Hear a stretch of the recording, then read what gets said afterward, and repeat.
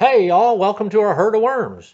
If you have several worm bins and you're finding it challenging to feed and harvest from all of them, I'm going to show you what we did to fix this problem. The answer for us was a large continuous flow-through bin, otherwise known as a CFT bin. Ours is roughly 8 feet long by 3 feet wide and has about 2 feet of depth. This should give us close to 2 tons of castings once it's full, so that's pretty exciting. When we first started with our herd, we were using a typical small bin, but as our worm population started exploding, one bin turned to four, four turned to more, and before we knew it, we had 16 of these bins. And it was a chore to both feed and harvest the castings from that many individual bins. So this style will allow us to put our whole herd in one big bin and definitely make things easier for us.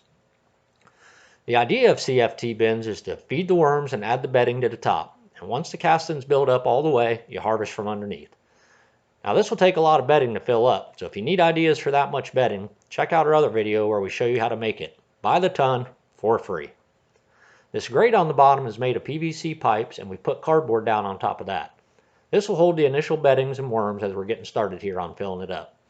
Between the moisture and the worms working on it, the cardboard will eventually disintegrate, and by then the weight of the castings above should compact down, enough to keep it all in place until we're ready to harvest from the bottom.